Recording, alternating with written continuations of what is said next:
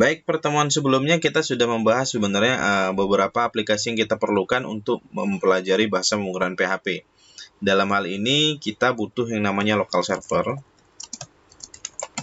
Local server di sini yang kita pakai adalah SAMPP ya. Nanti kalau misalnya kalian menggunakan Linux, sistem operasi Linux, kalian bisa menggunakan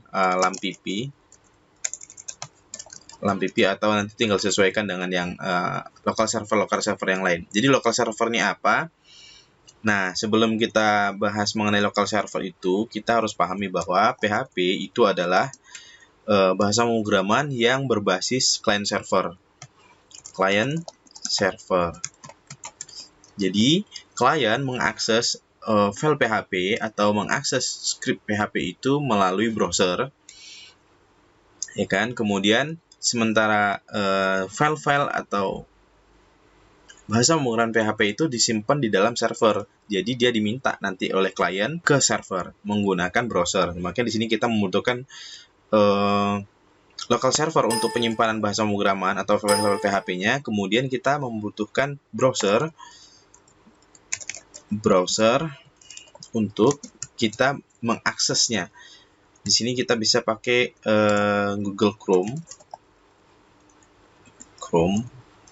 atau kalian juga bisa menggunakan Firefox lah ya. Kalian tinggal sesuaikan aja browser apa yang kalian gunakan nantinya. Tapi rekomendasi adalah saya menggunakan Google Chrome di sini. Nah, di sini saya akan buat ini video yang. Nah, di video record ini saya membuat rekamannya di VirtualBox ya. Jadi ini masih kosong, belum ada aplikasi apa-apa. Contoh saya buat, saya minimize dulu nih. Ini saya cuma sediakan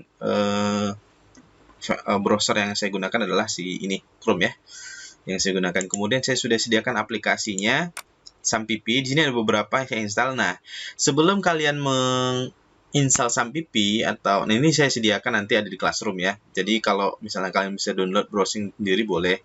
Kalau mau langsung dari ambil yang Classroom yang saya sediakan juga boleh. Nah, di sini ada versi 32 bit dan 64 bit. Nah, ini harus disesuaikan dengan komputer yang kalian punya. Contoh kalian memastikan yang kalian lihat itu di My Computer, klik kanan Properties.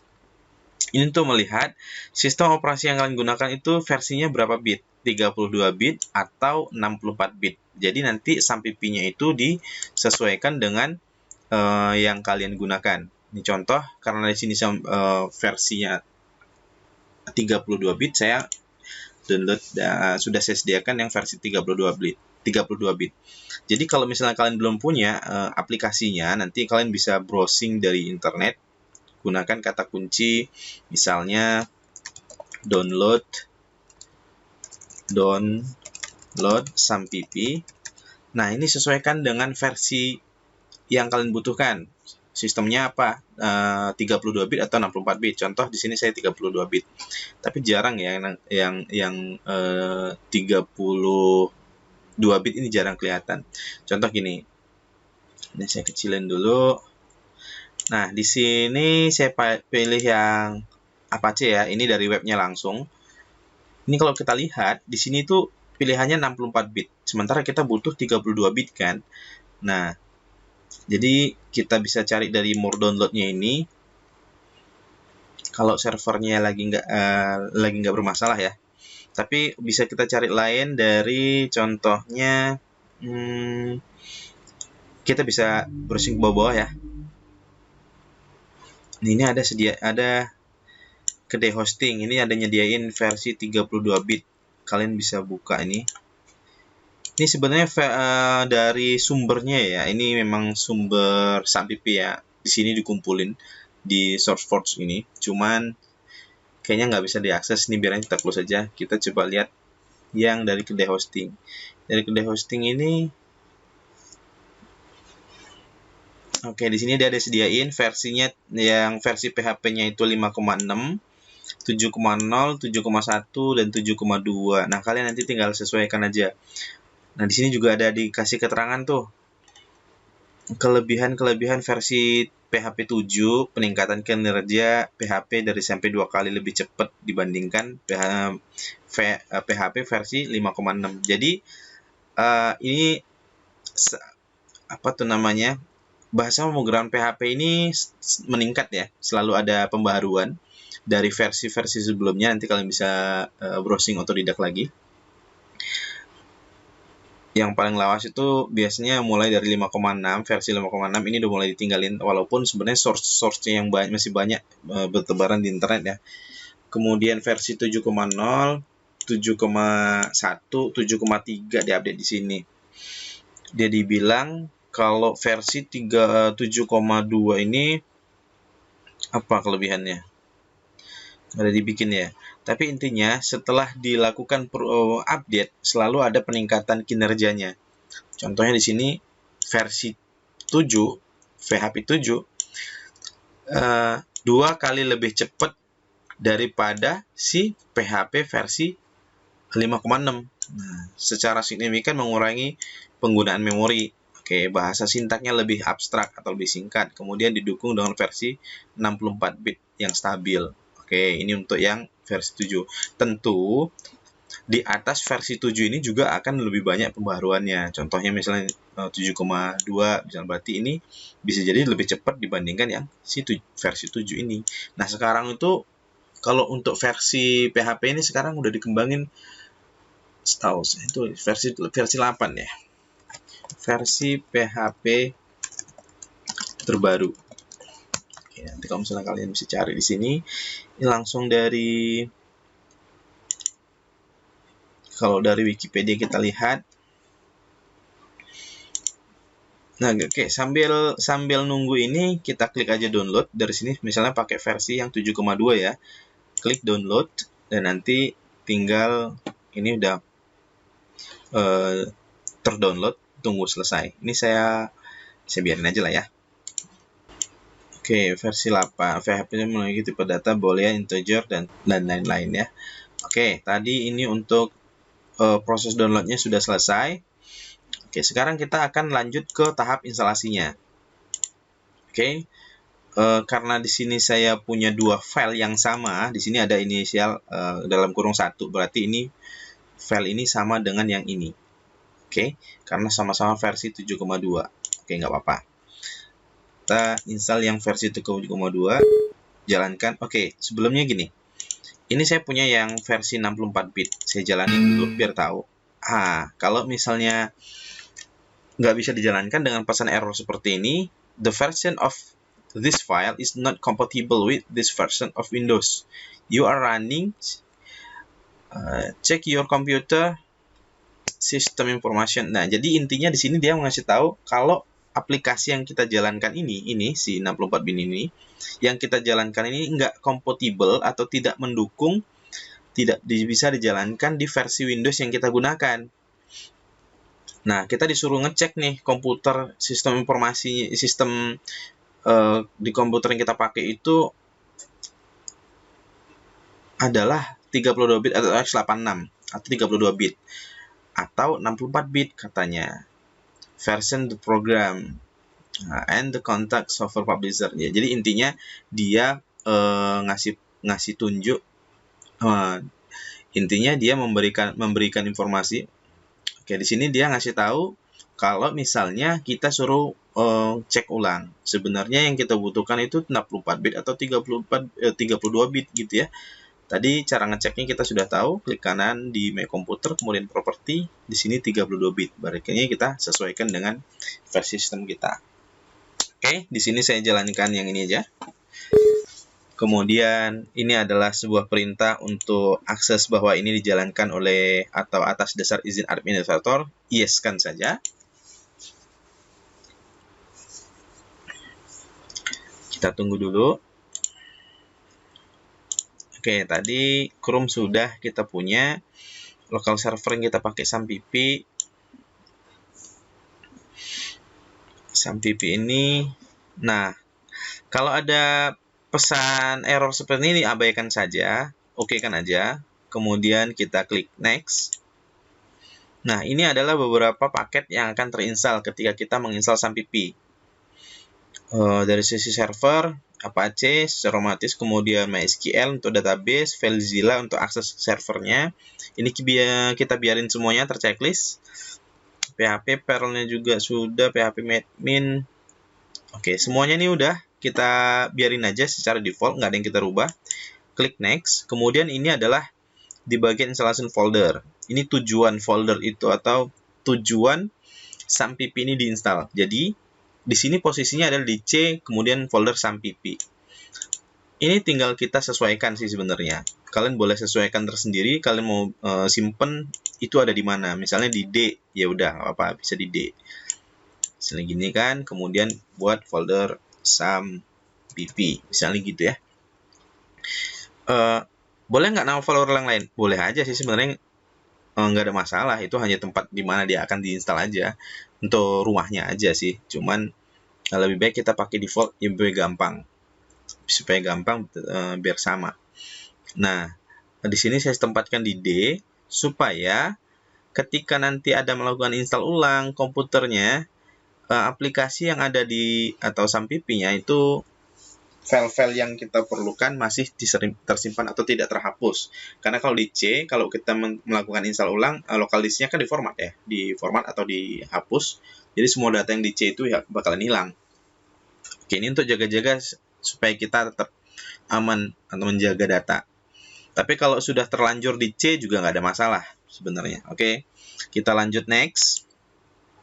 Kemudian di sini kita ditanyain apakah mau belajar tentang vitamin for SAMPP. Kita unchecklist saja karena nggak perlu paket itu kita install nanti aja. Kemudian ini udah selesai, tinggal klik next. Dan ini proses instalasi berjalan. Ini agak sedikit lama. Nah, sambil kita nunggu ini selesai, ada aplikasi kebutuhan yang lain selain local server, SAMPP yang kita pakai, kemudian browsernya Chrome. Kita juga butuh namanya kode editor. Kode editor. Untuk menuliskan kode editor ini kita gunain untuk menulis script atau sintaks dari bahasa pemrograman PHP. Kita bisa, kalau dulu masih ada yang pakai apa tuh namanya, Notepad++ ya. Notepad++. Nah, bahkan kalau dulu masih Notepad. Nah, tapi di sini nanti kita akan praktiknya menggunakan Sublime ya. Sublime Text. Atau kalian juga boleh pakai Visual Studio Code. Ini yang free juga. Kemudian atau pakai Atom. Bebas lah kode editor yang mau kalian pakai, apa ya terserah aja ya. Kode editor. Ini kita bold biar kelihatan. Yang kita pakai adalah si SAMPP, kemudian Chrome.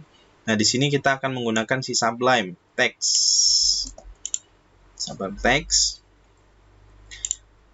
Kita lihat di sini masih belum selesai. Kita lanjut download Sublime.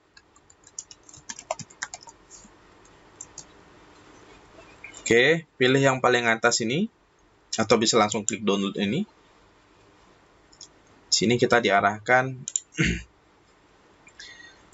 untuk mendownload Sublime Text ini, tapi mau portable atau installer, saya klik download sama nih kayaknya. Oke, di sini lagi-lagi kalian harus menyesuaikan, lebih bagus disesuaikan dengan versi Windows-nya ya. Kalau yang di sini Windows also available portable, dan ini secara otomatis nih sebenarnya 32 bit, tapi nggak ditulis sama dia. Nah, di sini kan Windows 64 bit ada dikasih keterangannya ya. Nah, kalau ini tuh nggak dibuat tapi dianya yang 32 bit. Nah, saya pakai yang ini. Kalau punya kalian 64 bit, download yang 64 bit.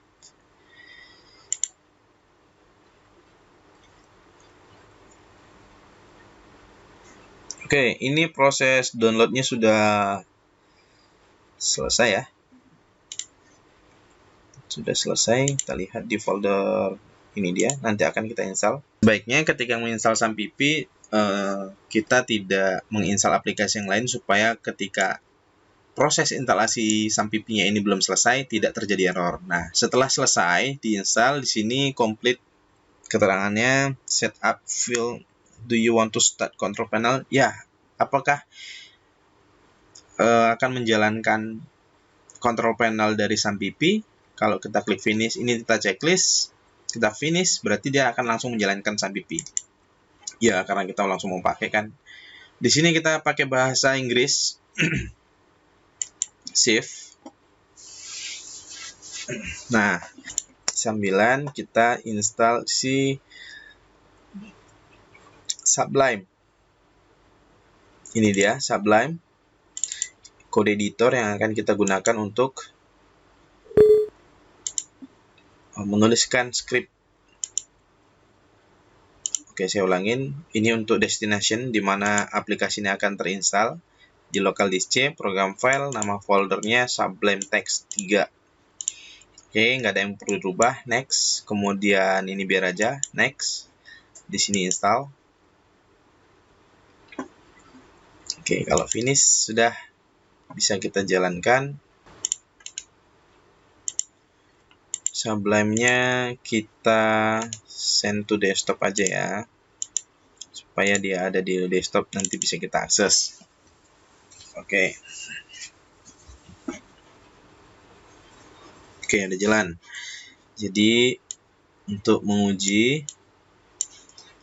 Sublime Text di sini paling pojok bawah, ini plain text-nya ini kita rubah jadi HTML. Misalnya HTML, tekan tab. Oke, ini struktur